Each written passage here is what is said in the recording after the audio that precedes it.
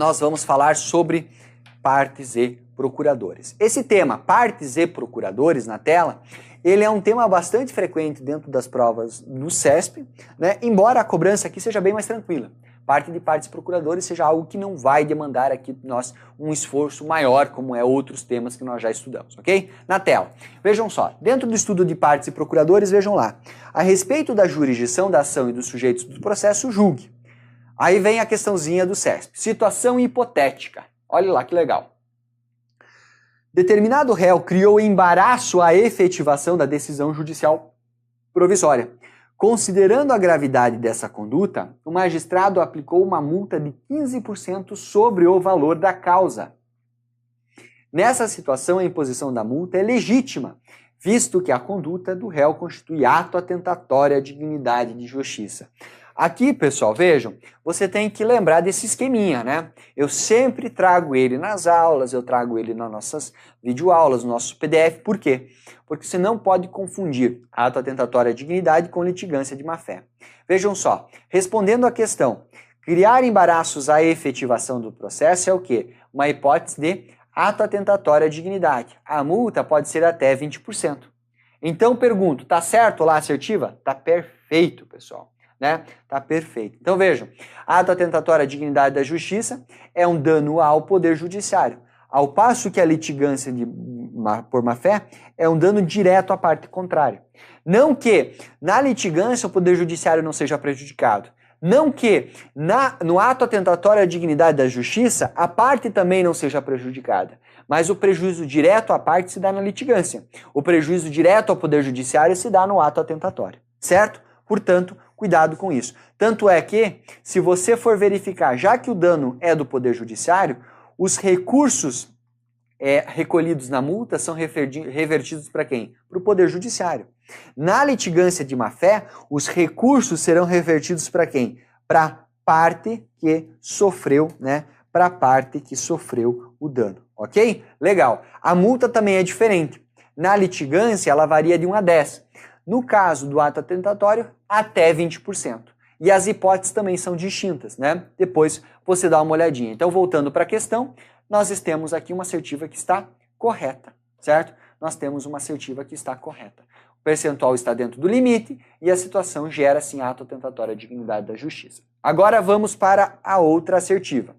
Com referência a essa situação hipotética. Então vamos lá. Citado em ação declaratória de paternidade, o réu procurou a Defensoria Pública e comprovou preencher os requisitos para ser atendido pela DP, certo? Na sentença, os pedidos do autor foram julgados improcedentes, ou seja, o cara entrou com a ação e perdeu. Quem entra com a ação e perde, paga as custas, as despesas processuais, né, para usar o termo mais correto tecnicamente. Só que como ele estava sendo atendido pela DP, vejam só, o autor não será condenado a pagar honorários advocatícios, pois esses não são devidos em favor da defensoria. Pessoal, tá errado. E tá errado por quê? Ah, professor, então ele vai ter que pagar os custos do processo? Veja, a princípio sim. Se ele for beneficiário da justiça gratuita, é outra coisa. São duas coisas diferentes. Assistência judiciária gratuita pela defensoria é uma coisa. Benefício da justiça gratuita é outra. Se ele for beneficiário da justiça gratuita, não paga as despesas ficam suspensas. A exigibilidade fica suspensa por 5 anos, até que ele tenha condições. No caso da assistência judiciária gratuita, mas se ele não for beneficiário, vai pagar as custas. Portanto, está errada essa assertiva, ok, pessoal? Portanto, fique atento em relação a este detalhe aqui, ok? Legal? Show de bola, vamos prosseguir aqui. Mais uma questãozinha. Em cada uma das ações a seguir é apresentada uma situação hipotética, seguida uma assertiva, a ser julgada acerca das partes e dos procuradores. Vamos lá. Xavier, ele ajuizou uma ação contra Norberto, feito este que tramita perante a justiça comum. Nessa situação, Norberto, que é o réu, seja, no caso de Norberto, for advogado, ele ficará impedido de realizar a sua defesa em juízo, pois possui interesse na causa. Vejam, pessoal, ele sendo advogado, ele já tem capacidade postulatória, né? Ele já tem capacidade postulatória e poderá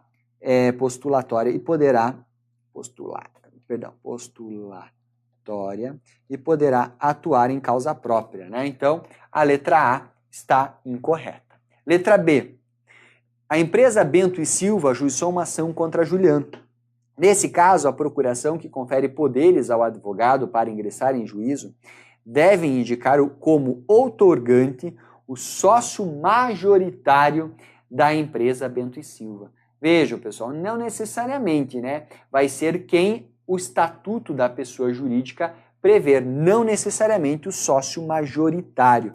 Pode ser um dirigente, pode ser um diretor, é isso que nós temos lá no artigo 75, né, inciso 3, que fala da apresentação das pessoas jurídicas. Portanto, a letra B está errada. Vejam só, na sequência, né, letra A. Mário ajuizou a ação de reparação de dano material e moral contra Haroldo, que se encontra em lugar incerto e não sabido, o que ensejou a citação por edital. Nessa situação, como Haroldo não se defendeu, como ele foi, portanto, revel, né, o juiz deverá nomear curador para Haroldo sob pena de nulidade do processo. É isso mesmo. Vejam, nesse caso, quando nós temos uma citação por edital mais revelia, nós temos a necessidade da curadoria, né? Que vai o quê? Integrar a capacidade de estar em juízo. É isso mesmo. Nesse caso, portanto, ele terá seu curador sendo nomeado. Gabarito da questão, letra C. Letra D, vamos lá. Flávio faleceu antes de quitar sua dívida com Clara, sua credora. Nessa situação, caso pretenda receber o seu crédito, a Clara, né, que é quem é a credora, ela vai propor uma ação contra o inventariante de Flávio. Cuidado, pessoal, né? Vejam só, quem vai ser demandado não vai ser o inventariante, vai ser o espólio. Você entra com uma ação contra o espólio. Novamente, você precisa dar uma olhadinha no artigo 75. E aí lá nós temos uma hipótese de representação pelo espólio no inciso 6º nesse caso, ok? Letra D está fora, portanto. E por fim, Roberto ajuizou uma ação judicial contra Júlia. No entanto, o juiz, após o trâmite irregular do processo, julgou improcedente a ação.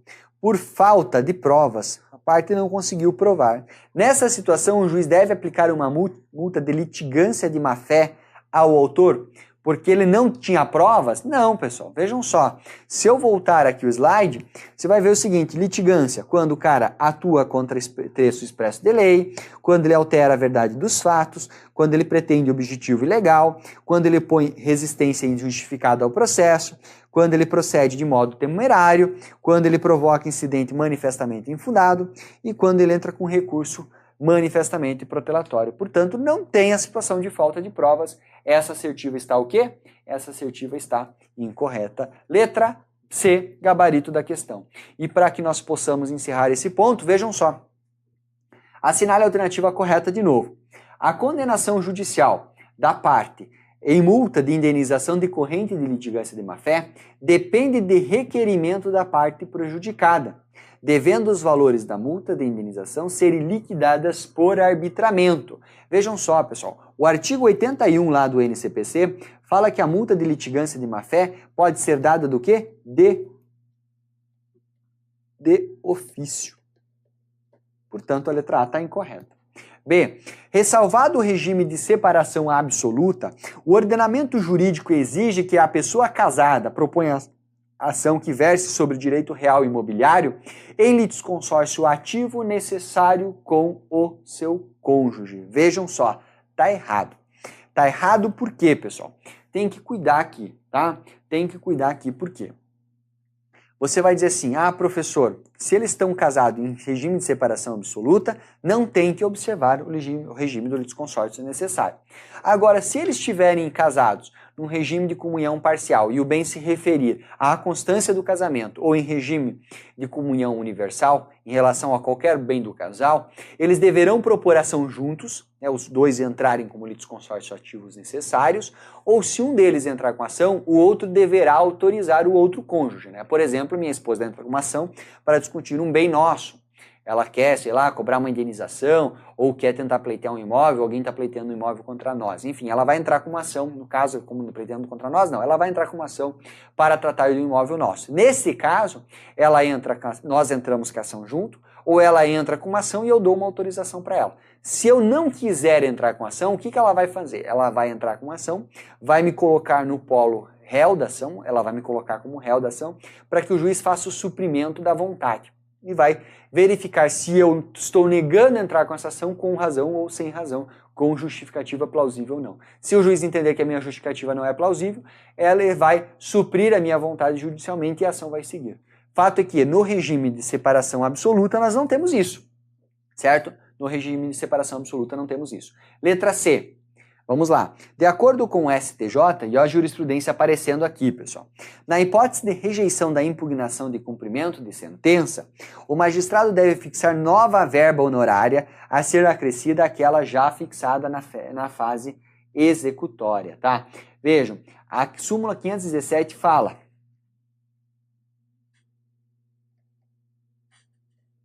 que são devidos honorários advocatícios no cumprimento de sentença, haja ou não impugnação, depois de escoado o prazo para pagamento voluntário, que se inicia após a intimação do advogado pela parte executada.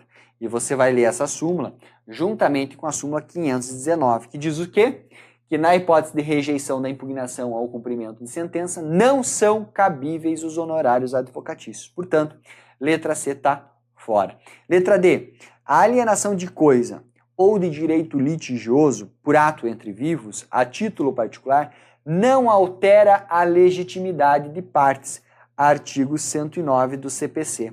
Isso mesmo, não altera a legitimidade de partes e, portanto, a letra D é a correta e gabarito da nossa questão. E por fim, vejam só, né? Por fim, vejam só. Conforme o CPC, o advogado deve possuir procuração com poderes específicos para interpor exceção de suspeição e impedimento do magistrado. Não precisa. Não está lá naquelas hipóteses de atuação. O mandado, no caso aqui, basta a procuração geral de foro, né, para que ele possa fazê-lo. Portanto, o gabarito dessa questão é a letra D. E com isso, na tela comigo, finalizamos mais um ponto da nossa aula. Finalizamos o estudo da parte relativa às partes e procuradores. Ok, pessoal?